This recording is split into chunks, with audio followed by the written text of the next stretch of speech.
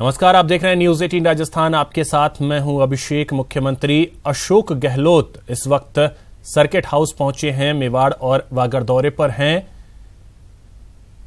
और कार्यकर्ताओं से यहां मुख्यमंत्री मुलाकात कर रहे हैं, परिवादियों की समस्याएं सुन रहे हैं। इससे पहले आपको बता दें कि उन्होंने श्रीनाथ जी और त्रिपुरा सुंदरी के दर्शन किए और प्रदेश की खुशहाली की उन्होंने कामना की।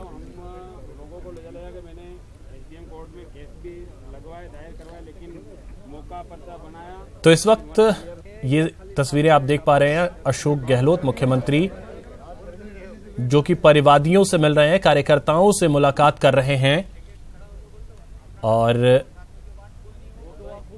इससे पहले उन्होंने श्रीनाथ जी और त्रिपुरा सुंदरी के दर्शन किए।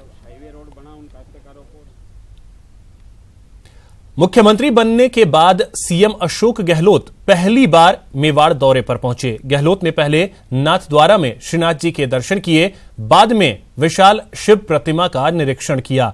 गहलोत विधानसभा अध्यक्ष सीपी जोशी के बेटे की शादी में शिरकत करने पहुंचे।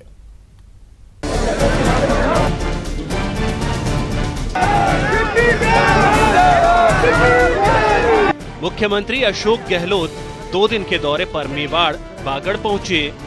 गहलोत के साथ उनके बेटे वैभव भी थे। गहलोत ने दौरे की शुरुआत श्रीनाथ जी के दर्शन और पूजा अर्चना से की। मंदिर दर्शन के साथ गहलोत ने नाथद्वारा की गणेश पहाड़ी पर बन रहे विशाल शिव प्रतिमा का निरीक्षण भी किया। देश की सबसे बड़ी शिव प्रतिमा बनने के बाद नाथद्वारा में एक और टूरिस्ट स्पॉट की शुरुआत हो जाएगी। श्रीनाथ जी से कर रहा हूँ तो मुझे खुशी है कि मुझे यहाँ के सुकून मिलता है। जब कभी मैं आता हूँ तो सुकून लेके जाता हूँ और सुकून काम आते हैं पूरे प्रदेशवासियों के लिए। तो प्रदेश ने मुझे जो जिम्मेदारी सौंपी है प्रथम सेवक के रूप में, तो मैं सेवा सफलता के साथ कर सकूँ प्रदेशवासियों की, ऐसा सुकून मुझे मिलता है और मैं इसलिए आता। इन सब के बीच आज गहलोत और विधानसभा अध्यक्ष सीपी जोशी की जुगलबंदी भी देखने को मिली। सीपी जोशी एयरपोर्ट पर गहलोत की अगवानी करने भी पहुंचे। सीपी जोशी के बेटे की शादी के बाद आयोजित आशीर्वाद समारोह में भी मुख्यमंत्री गहलोत अपने चिर परिचित अंदाज में नजर आए। गहलोत ने बाद में स्टेज पर सीपी जोशी के साथ बैठकर चर्चा शुरू कर दी। दोनों को चर्चा में मशगूल देख कार्यकर्ताओं ने भी नारेबाजी शुरू कर दी। सीपी जोशी ने गहलोत की आवभगत में कोई कोर कसर नहीं छोड़ी। शादी समारोह में शिरकत के बाद गहलोत ने नाथद्वारा से विदाई ली। उनका अगला पड़ाव बांसवाड़ा का त्रिपुरा सुंदरी मंदिर था। मंत्री बनने के बाद में पहली बार आने का सौभाग्य मिला। दर्शन किए माता सुंदरी जी के यहाँ पर और श्रीनाथ जी के दर्शन किए। अच्छा माहौल है कार्यकर्ताओं में भी, आम जनता में भी, जो आप सब देख रहे हैं। और ये संकल्प करने के लिए आए हैं कि जो जनता ने आशीर्वाद दिया है उस पर हम लोग खरे उतरे हैं।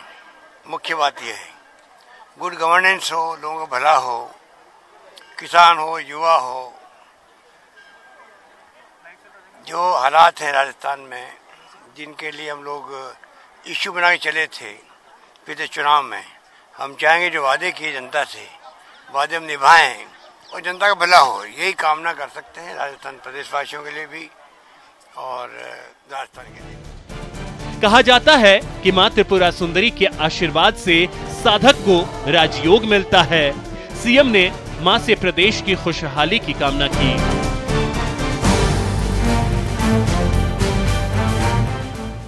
न्यूज 18 राजस्थान के लिए नाथद्वारा से ललित सिंह की रिपोर्ट। तो चलिए इस वक्त सीधे बांसवाड़ा के सर्किट हाउस लिए चलते हैं, जहां पर मुख्यमंत्री अशोक गहलोत इस वक्त मौजूद हैं। सीधी तस्वीरें इस वक्त हम आपको दिखा रहे हैं। 2 दिवसीय ये दौरा है और इसमें कई कार्यक्रम हैं, जहां मुख्यमंत्री अशोक गहलोत ने शिरकत की और कुछ कार्यक्रम जो हैं वो आगे होने हैं। और इस वक्त ये सीधी तस्वीरें हम आपको दिखा रहे हैं, जहां कार्यकर्ताओं से मुख्यमंत्री मुलाकात कर रहे हैं। जो फरियादी हैं, जिनकी कुछ समस्याएं हैं, वो मुख्यमंत्री से अपनी समस्याएं बता रहे हैं। मुख्यमंत्री उनकी समस्याओं को सुन रहे हैं और सीएम बनने के बाद पहला ये दौरा है, तो ऐसे में बेहद अहम। लोगों में भी काफी उत्साह, कार्यकर्ताओं में उत्साह वो साफ तौर पे दिख भी रहा है तस्वीरों के जरिए भी। और इस वक्त वो कार्यकर्ताओं से और जो फरियादी हैं उनसे मुलाकात कर रहे हैं। सर्किट हाउस में इस वक्त वो मौजूद हैं, कार्यकर्ताओं से एक एक कर मुलाकात कर रहे हैं।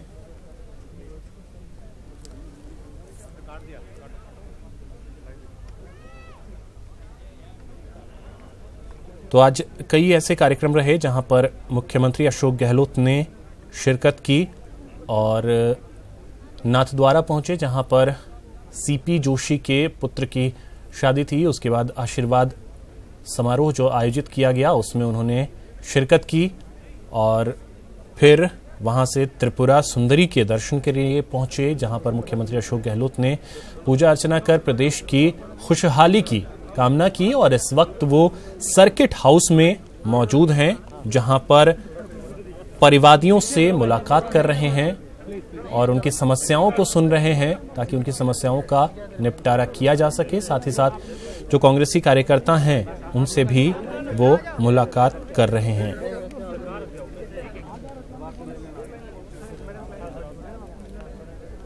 वहीं आपको बता दें कि 2 दिनों का ये दौरा है और कल मुख्यमंत्री अशोक गहलोत डूंगरपुर जाएंगे और इस वक्त वो बांसवाड़ा में हैं।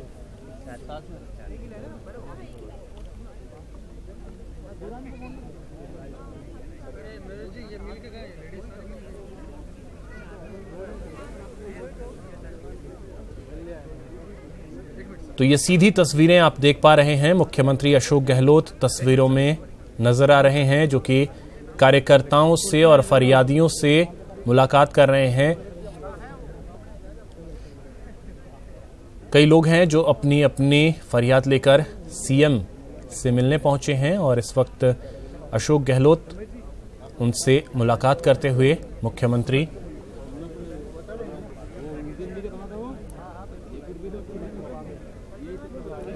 तो मुख्यमंत्री बनने के बाद ये उनका पहला दौरा है, तो ऐसे में ये बेहद अहम हो जाता है। कार्यकर्ताओं में भी जोश, जिस तरीके से प्रदेश में कांग्रेस की सरकार बनी है और उसके बाद अशोक गहलोत ने मुख्यमंत्री पद की शपथ ली और पहली बार शपथ लेने के बाद वो पहुंचे हैं मेवाड़ और वागड़, तो ऐसे में बेहद अहम है। कार्यकर्ताओं में भी जोश और जो लोग हैं वो अपनी समस्याएं लेकर पहुंच रहे हैं, मुख्यमंत्री से मुलाकात कर रहे हैं और उनसे अपनी जो समस्याएं हैं उनके सामने रख रहे हैं ताकि उनका जल्द से जल्द निपटारा किया जा सके।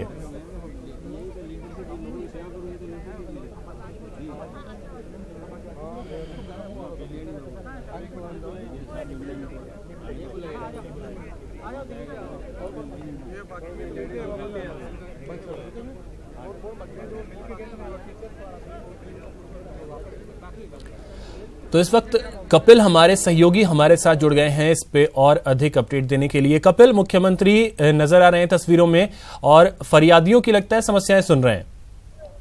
हाँ जी बिल्कुल अभिषेक, देखिए मुख्यमंत्री आज पूरा दिन मुख्यमंत्री का काफी व्यस्ततम रहा, लेकिन उसके बावजूद जब वे वागड़ अंचल में आए हैं तो वे यहाँ के कार्यकर्ताओं से मुलाकात करना और यहाँ के जो फरियादी हैं उनकी समस्याओं को सुनने से नहीं चूके हैं। उनका ये चिरपरिचित अंदाज रहा है कि वे जहाँ भी जाते हैं आम जनता से सीधा इंटरेक्शन करते हैं। उनकी किसी तरह की अगर समस्या होती है तो वे सीधी सुनते हैं। बांसवाड़ा में भी कुछ इसी तरह की तस्वीर देखने को मिल रही है। मां त्रिपुरा सुंदरी के दर्शन के बाद में, आशीर्वाद लेने के बाद में अशोक गहलोत रात्रि विश्राम के लिए सर्किट हाउस में पहुंचे, लेकिन वहां पर पहले से ही बड़ी तादाद में कार्यकर्ता मौजूद थे, कई फरियादी मौजूद थे जो कि अलग अलग जगह से यहाँ पर पहुंचे हैं, जो अपनी समस्याएं आप देख सकते हैं कि अशोक गहलोत के सामने रख रहे हैं और सीधे मुख्यमंत्री से आम आदमी का यहाँ पर जुड़ाव देखने को मिल रहा है। एक व्यक्ति की समस्या सीधी मुख्यमंत्री सुन रहे हैं और जो समस्याएं वाजिब लगती है, जिनका निराकरण के आदेश तुरंत दिए जा सकते हैं, क्योंकि मुख्यमंत्री के पास में पूरा प्रशासनिक लवाजमा आसपास में मौजूद है, तो ऐसे में जो भी जिम्मेदार अधिकारी है उन्हें तुरंत उस समस्या के निस्तारण का यहाँ पर मुख्यमंत्री निर्देश भी देते हैं। तो कुल मिलाकर जो एक छवि रही है मुख्यमंत्री की कि वे सीधे जनता से संपर्क साधते हैं, ये कोशिश करते हैं कि जनता ये समझे कि मुख्यमंत्री उनका खुद का है। और सबसे अहम बात उन्होंने जो कि कुछ देर पहले ही कही थी कि मैं एक सेवक के रूप में, प्रथम सेवक के रूप में चुना गया हूँ। ऐसे में मेरी ये कोशिश रहेगी कि मैं आम जनता को एहसास कराऊं कि राजस्थान की जनता ने मुख्यमंत्री को ना चुनकर एक सेवक को चुना है। तो यही एहसास यहाँ की जनता इस समय कर पा रही है, क्योंकि खुद मुख्यमंत्री उनसे यहाँ पर न सिर्फ पॉलिटिकल फीडबैक लेने के लिए यहाँ पर बैठे हुए हैं, बल्कि उनकी समस्याओं के निस्तारण के लिए भी बैठे हुए हैं। एक तरह से कहा जाए तो सरकार खुद चलकर बांसवाड़ा वागड़ अंचल के लोगों के समस्याओं को दूर करने के लिए आई है। यही जो जनता है ये मुख्यमंत्री से मिलकर काफी खुश भी है, और इनमें कई ऐसे लोग हैं जिनकी समस्याओं का यहाँ पर तुरंत निस्तारण भी हुआ है। देखिए, पॉलिटिकल अगर बैकग्राउंड की बात करें तो यहाँ पर अलग अलग विधानसभाओं से जो लोग आए हैं उन्होंने मुख्यमंत्री के सामने अपनी मांग रखी कि वे विधानसभा वार उनसे अलग से सेपरेटली बात करना चाहेंगे, सबके बीच में नहीं करना चाहेंगे। ऐसे में मुख्यमंत्री ने उनकी बात को पूरी तवज्जो दी। यहाँ से मुख्यमंत्री अलग अलग जो अलग अलग सेक्टर्स में जो विधानसभा के कार्यकर्ताओं को बिठाया गया है, अब उनके पास जा रहे हैं, एक एक कर उनसे गुप्त मंत्रणा करेंगे, उनसे विधानसभा चुनावों के बाद में अब लोकसभा चुनाव में किस तरह से उनके विधानसभा में प्लानिंग की जानी है, कैंडिडेट को लेकर उन लोगों की क्या डिमांड है। क्योंकि इस जन सुनवाई के दौरान एक व्यक्ति द्वारा खड़े होकर ये कहा गया कि उन्हें बांसवाड़ा डूंगरपुर लोकसभा के लिए युवा प्रत्याशी चाहिए।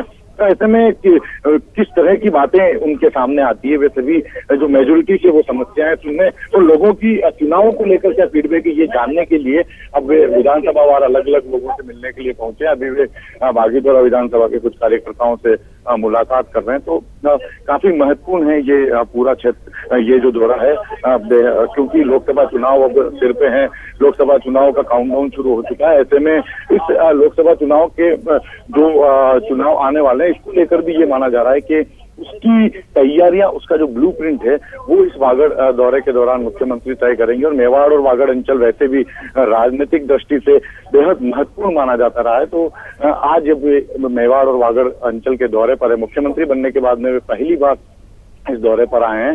बिल्कुल कपिल, तो ये पहली बार दौरे पर आए हैं और इस तरीके से लोगों से मुलाकात कर रहे हैं, उनकी समस्याएं सुन रहे हैं, और जो कार्यकर्ताओं का जिक्र आपने किया वो कार्यकर्ताओं से भी मिले और उनकी बातों को भी सुना। लेकिन महत्वपूर्ण ये हो जाता है कपिल कि जो आम लोग हैं जिनकी समस्याएं हैं, अगर उनकी कम से कम महेंद्र मालवीय नाम के नेता को राहुल गांधी खुद जानते हैं, तो इसलिए आपको चिंता की जरूरत नहीं, खुद ही देखेंगे। अभी मिले भी थे एक प्रोग्राम में, जब उनका आप दिल्ली आके वैसे मिलते हम लोग बात करते और अपने को ये बातें क्या वन टू वन करने की मीटिंग करे तो खबर आती नहीं। हाँ, इसलिए मैंने इनको मंत्री कोई मांगने से मंत्री नहीं बनता। जी जी, मंत्री मांगने बनता हो तो 9 लोग जीतते हम लोग, उन सबके कार्यकर्ता कहेंगे हमारा आदमी मंत्री, वो कभी होता नहीं है। हाँ, सीनियर आदमी है, मैंने पहले उदयपुर इंचार्ज बनाया, अच्छा काम किया, लंबे समय संघर्ष कर रहे पूरे बांसवाड़ा को, डूंगरपुर को जमाए रखा, सब मालूम है। भाजपा के राज में भी 8 प्रधान और जिला प्रमुख बनाया सर, भाजपा के राज में भी सर, और कांग्रेस हमारी माँ है सर, और इस माँ को बचाए रखना हमारा काम है सर। बाकी ये साल भी से हमारा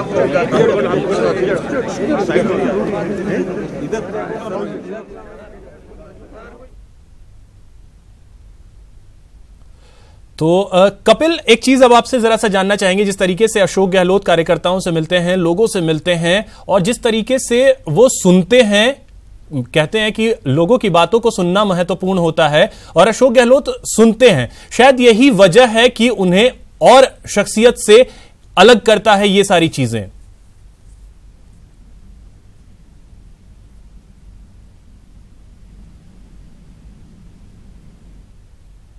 कपिल, क्या आपको हमारी आवाज मिल पा रही है? चलिए, तो तस्वीरें हम आपको दिखा रहे हैं सर्किट हाउस से, ये सीधी तस्वीरें हैं। मुख्यमंत्री अशोक गहलोत यहां रात्रि विश्राम करने पहुंचे, लेकिन उससे पहले ही यहां पे लोगों की और कांग्रेसी कार्यकर्ताओं की भीड़ थी। लेकिन दिन भर का जिस तरीके से उनका कार्यक्रम रहा है, बावजूद इसके मुख्यमंत्री ने वक्त निकाला और लोगों की समस्याओं को सुना। और तस्वीरें आप देख पा रहे हैं कि लोग उनसे मिलते हुए, लोगों से मुलाकात करते हुए मुख्यमंत्री अशोक गहलोत। तो बेहद अहम ये क्षेत्र भी, ये दौरा भी, क्योंकि वागड़ और मेवाड़ का क्षेत्र अगर कहा जाए तो बेहद अहम है राजनीतिक दृष्टिकोण से भी। और ऐसे में पहली बार शपथ ग्रहण के बाद, मुख्यमंत्री बनने के बाद पहली बार अशोक गहलोत वहां पहुंचे हैं और कई आज कार्यक्रम थे जिसमें उन्होंने शिरकत की और रात्रि विश्राम के लिए सर्किट हाउस पहुंचे तो वहां कार्यकर्ता और लोग जो हैं वो पहले ही से उनका इंतजार कर रहे थे, लेकिन उन्होंने किसी को भी निराश नहीं किया। सभी से उन्होंने मुलाकात की और कार्यकर्ताओं को सुना, उनकी समस्याएं जो हैं उसे सुनी और लोगों की जो समस्याएं हैं, आम लोगों की, जो वहां उनको सुना और उनकी समस्याओं को जल्द से जल्द दूर करने का भी आश्वासन दिया।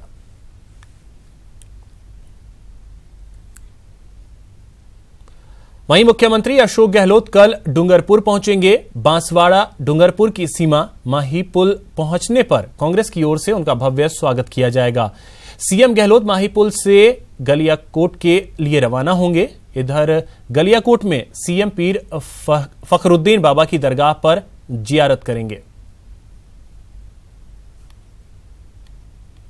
सीधे आपको प्रयागराज लिए चलते हैं जहां पर भजन संध्या का आयोजन किया जा रहा है।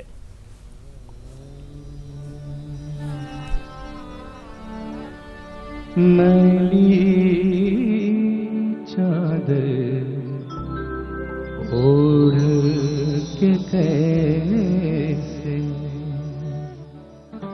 द्वार तिहारे आऊं,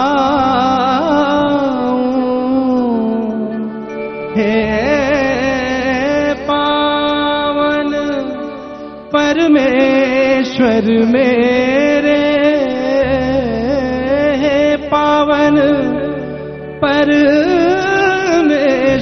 मेरे, मन ही मन शर्माऊं,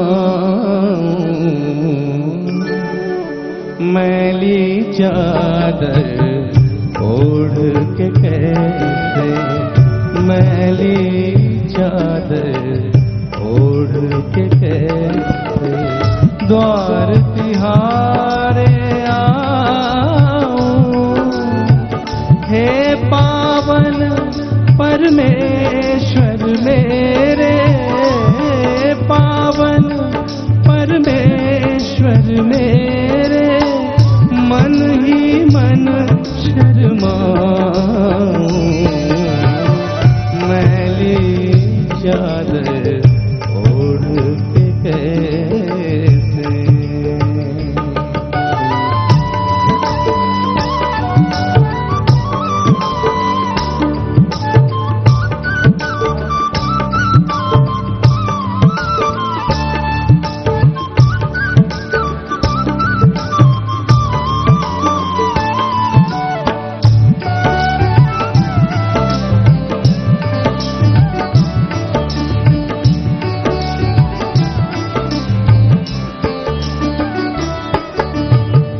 निर्मल वाणी पाकर तुझसे नाम न तेरा गाया, निर्मल वाणी पाकर तुझसे नाम न तेरा गाया। रुक करते हैं खबरों की ओर, बात करेंगे स्वाइन फ्लू के कहर की, जो थमने का नाम नहीं ले रहा। स्वाइन फ्लू का प्रकोप लगातार जारी है और मरने वालों का आंकड़ा 72 पहुंच चुका है। पॉजिटिव मरीजों की संख्या अगर बात कर ली जाए तो 1856 तक हो गई है।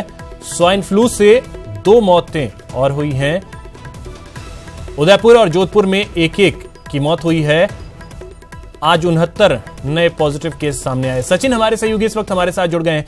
सचिन, स्वाइन फ्लू का प्रकोप लगातार बढ़ता ही जा रहा है और अगर देखा जाए तो रोकथाम के सारे उपाय फेल होते नजर आ रहे हैं।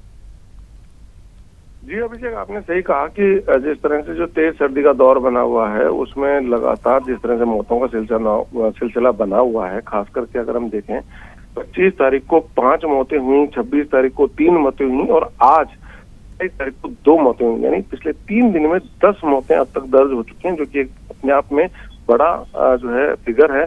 और अगर हम बात करें पॉजिटिव मरीजों की तो जिस तरह से रोजाना करीब 100 मरीज जो है नए पॉजिटिव केसेस के रूप में सामने आ रहे हैं।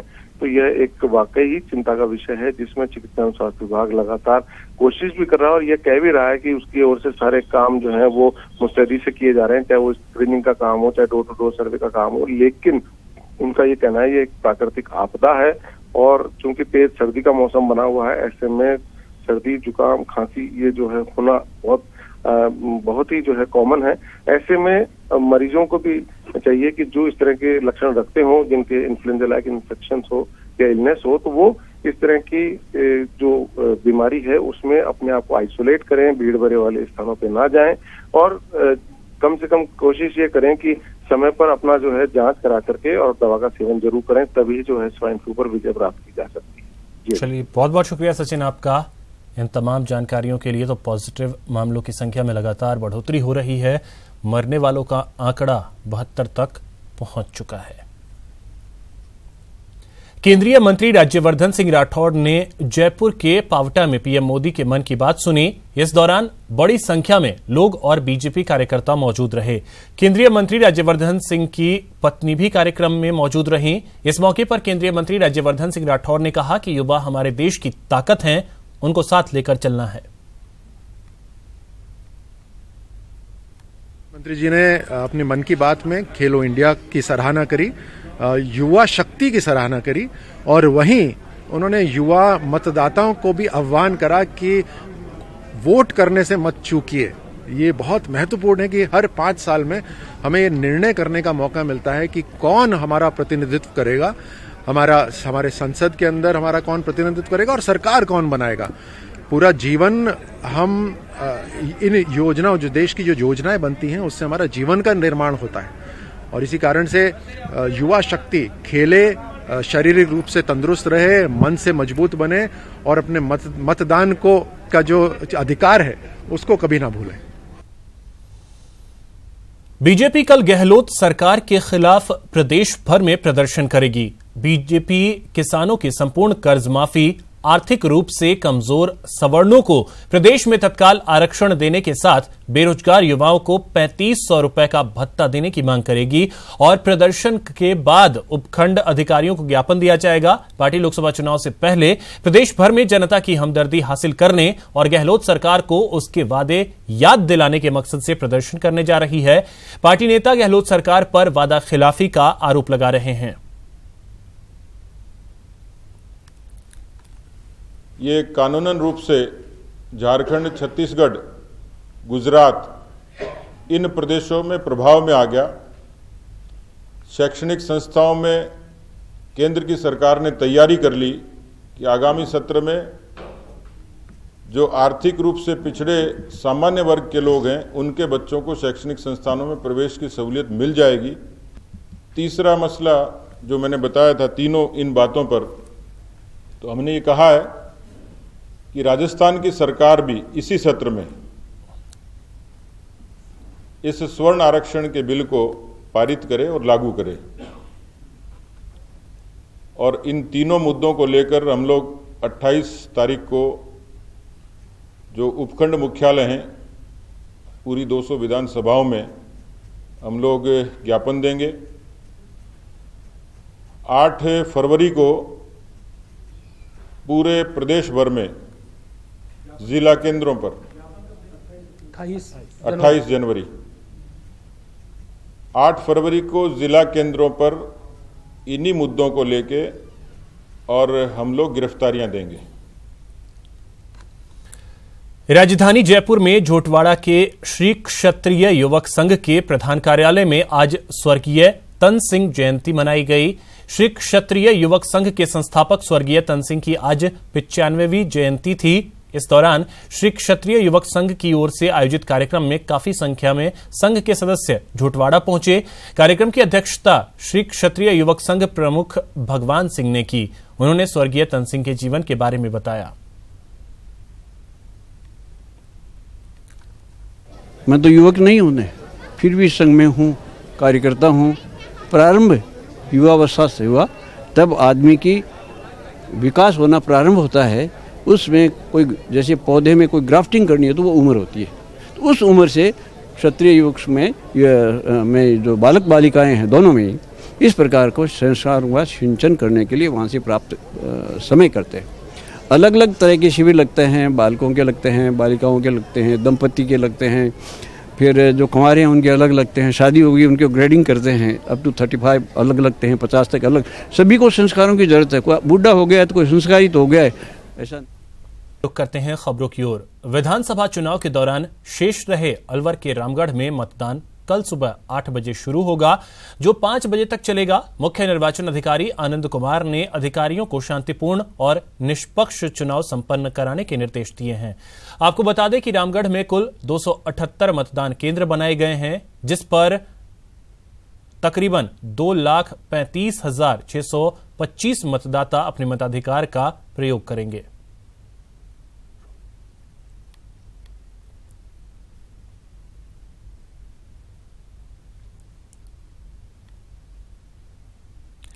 राज्य में प्रशासनिक सर्जरी का दौर जारी है। आईएएस, आईपीएस और आईएफएस अफसरों के बाद आरपीएस अफसरों की प्रशासनिक सर्जरी की गई है। गृह विभाग ने 156 आरपीएस अफसरों के तबादले किए हैं।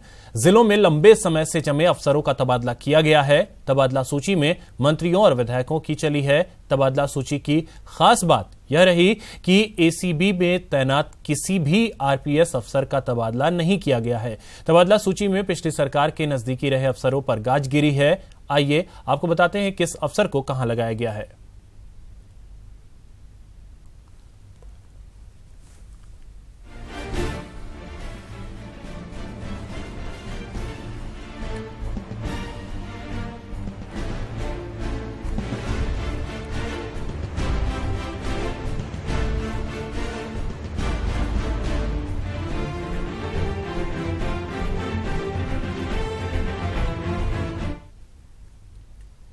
जयपुर में गणतंत्र दिवस पर भ्रष्टाचार निरोधक ब्यूरो ने बड़ी कार्रवाई को अंजाम दिया। इस कार्रवाई में केंद्रीय नारकोटिक्स विभाग के उप कमिश्नर सहीराम मीणा को 1 लाख रुपए की रिश्वत लेते हुए रंगे हाथ गिरफ्तार किया गया। उन्हें आज 1 दिन के रिमांड पर भेज दिया गया। एसीबी की बड़ी कार्रवाई, आईआरएस अधिकारी को घूस लेते रंगे हाथों किया गिरफ्तार। आरोपी अधिकारी के घर से मिला 2.30 करोड़ कैश, 82 प्लॉट, 25 दुकानों, फ्लैट और पेट्रोल पंप के दस्तावेज। राजस्थान के कोटा एसीबी से शुरू हुई कार्रवाई रविवार को जयपुर तक पहुंच गई। कोटा में नारकोटिक्स के एडिशनल कमिश्नर सहीराम मीणा को 1 लाख रुपए की रिश्वत लेते हुए कल कोटा एसीबी ने रंगे हाथों दबोचा था। शुरुआती पूछताछ में जब खुलासा होने लगा और परतें धीरे धीरे खुलने लगी तो पता चला सहीराम मीणा का मामला 1 लाख से 20 करोड़ तक पहुंच गया। 2 करोड़ 35 लाख तो नकद प्राप्त हुआ है। 6.25 लाख के जेवर मिले हैं। 106 आवासीय भूखंड हैं, जिनमें से 23 इन पति पत्नी के नाम है, पिता और पुत्र के नाम है। मतलब सहीराम मीणा के खुद के नाम से 23 भूखंड है, अपने बेटे के नाम से 23 भूखंड है, उनकी पत्नी के नाम से 42 भूखंड है और इनके अलावा कुछ और भूखंड 2-2, 4-4 अलग अलग जगहों पे, कुल मिला के 106 रहायशी भूखंड है। तो उन दोनों को वहीं मौके पे गिरफ्तार कर लिया गया था, रुपए बरामद हो गए थे। एसीबी की टीम के अनुसार अभी लॉकरों की जांच बाकी है। माना जा रहा है कि लॉकरों से बड़ी नकदी और जेवरात मिल सकते हैं। एसीबी के अधिकारी जयपुर में सहीराम मीणा से पूछताछ कर सकते हैं। उम्मीद है कि एसीबी को आने वाले समय में और संपत्ति का ब्यौरा मिल सकता है। न्यूज़ 18 के लिए जयपुर से राकेश गोसाई की रिपोर्ट। सीकर जिले में चोरों के हौसले लगातार बुलंद होते जा रहे हैं। बीती रात चोरों ने रानोली कस्बे में एक घर को निशाना बनाया। घर में रखे सोने चांदी के जेवरात और लाखों रुपए लेकर फरार हो गए। पीड़ित परिवार ने बताया कि एक शादी में वो शामिल होने गए हुए थे। जब वो घर वापस आए तो घर का सारा सामान बिखरा पड़ा था। फिलहाल इस बुलेटिन में इतना ही। नमस्कार।